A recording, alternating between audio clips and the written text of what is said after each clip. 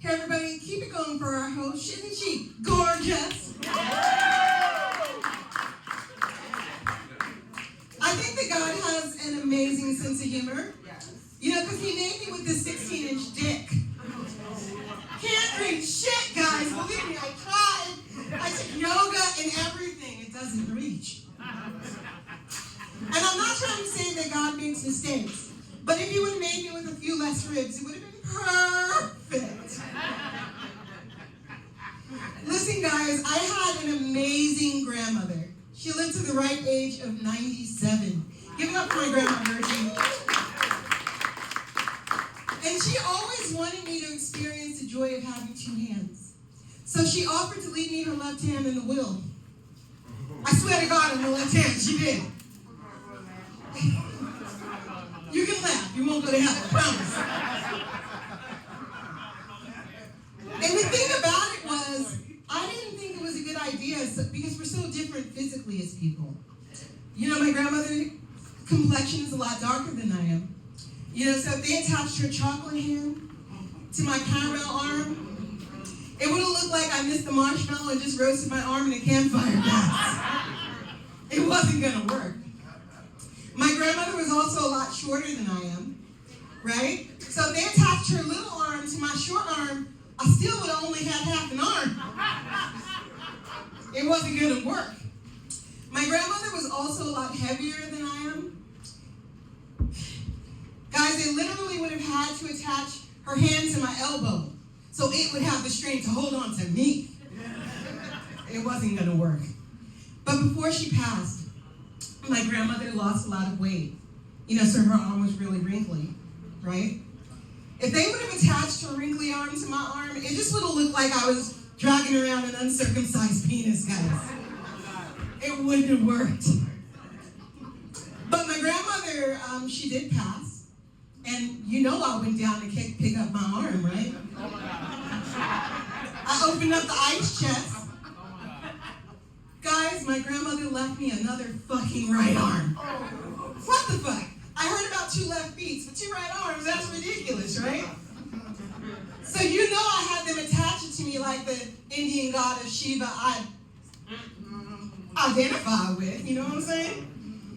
Guys, do you know how difficult it is to masturbate with your grandmother's dead arm? Oh my God. Listen, I came, okay, I came. But it was nuts. She had arthritis, we had to keep taking a break.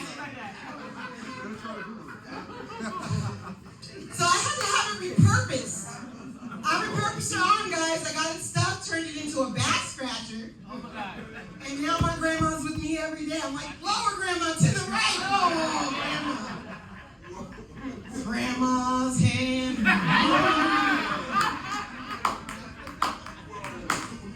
Guys, give it up for me.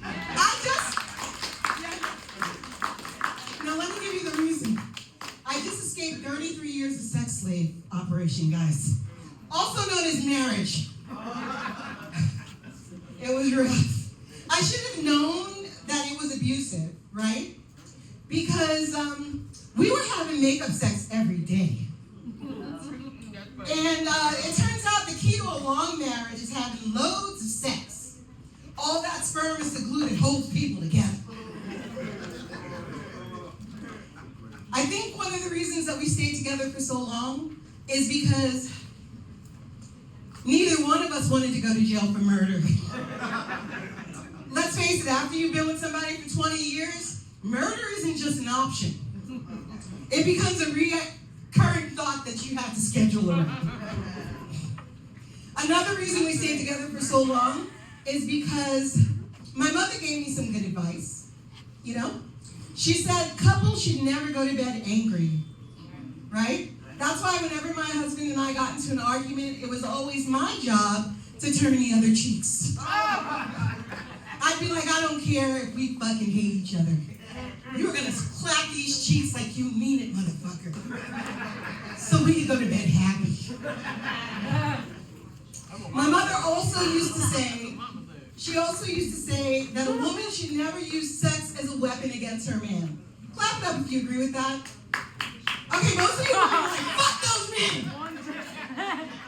I don't know why my mother, guys. My mother hated men. She was a lesbian. She never held on to a man in her life. But I used to think that my husband and I had a really passionate sex life. You know, because it was always so intense with all that murderous rage. And the thing about it was, I realized somewhere around year 20 that it wasn't passion that I was feeling when we were having sex. It was, die, motherfucker, die! I was literally trying to fuck my husband to death, guys. Only it didn't work because his heart was too strong. So I only ended up giving him high blood pressure. I don't know, people used to ask me how you know a marriage is successful. And I'd say, you know a marriage is successful because at some point, one of you dies. I mean, as long as you didn't kill him. You know what I'm saying? Mission accomplished. But after he pulled that gun on me, I asked myself, what would Harriet Tubman do? And she said, free yourself, bitch. So I did. And guys, listen, yeah, thank you. But the thing about it is, when I filed for divorce, my husband decided that he didn't want to share the house we owned together with me. So he lied to have me arrested so I could get kicked out of the house. Yeah, because he's a fucking bitch, right? Yeah. And that's when I realized that in the 33 years that I'd been with that man, I had been in a lesbian relationship the whole time. It was crazy. And it was even worse, the lie he made up. Okay, he said I threatened him. He said he feared for his life because I told him he could leave the house alive or dead. First of all, that's an insult because that lie lacked total creativity, you know? And secondly, it implied that him leaving the house alive would be an option. I would never threaten anybody, guys, and ruin the element of surprise. My mother taught me better than that. Oh man, so now I'm out here dating in my 50s, and it's crazy out there, guys. People are out here doing the complete opposite of what we teach our children about stranger danger. You know, we tell our kids, don't talk to strangers, don't get in the car with strangers, don't eat food with a stranger, don't go home with a stranger. And then we go over to these dating apps, and with one wrong swipe right, we're volunteering to be a serial killer's next victim.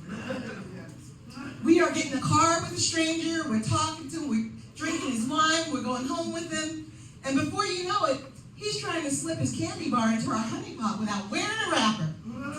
Fuck out of here with that bullshit.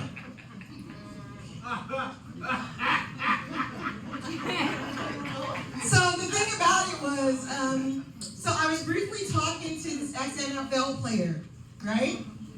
And it turns out he was real anal for anal. He wanted the woman's ass to be the new vagina. That just didn't sit well with me. No, like I've never done it before, so the thought of me giving up my booty for a sense of security didn't make me feel safe and sounded ass backwards. So I passed, and then I met this new lover, right, in Hawaii. And he, listen, we talked about the idea of possibly doing anal one day, just to knock it off my bucket list, you know? Only this wasn't the day it was supposed to go down, okay? So we're having this passionate doggy style moment, and he's like the sword of Zorro. He's like, he comes all the way out, he thrusts all the way in. It was feeling good. He came all the way out, he thrust all the way in. He came all the way, he went, uh-oh, wrong hole, motherfucker. You know, I had to walk that shit off for a second. And he was like, babe, I'm so sorry. It was just the tip. And then he said, No. Okay. And then he said, are you sure it was your first time? Because it went in so easily. I wanted to chop him in the throat. But there are some things that sorry can fix, right? Accidentally poking me in the dookie hole? No. So this is how I know I hold a grudge and take things very seriously. Because ever since that day, I have been fantasizing about the time that I was going to slip and trip and poke him in the ass with my 16-inch dick.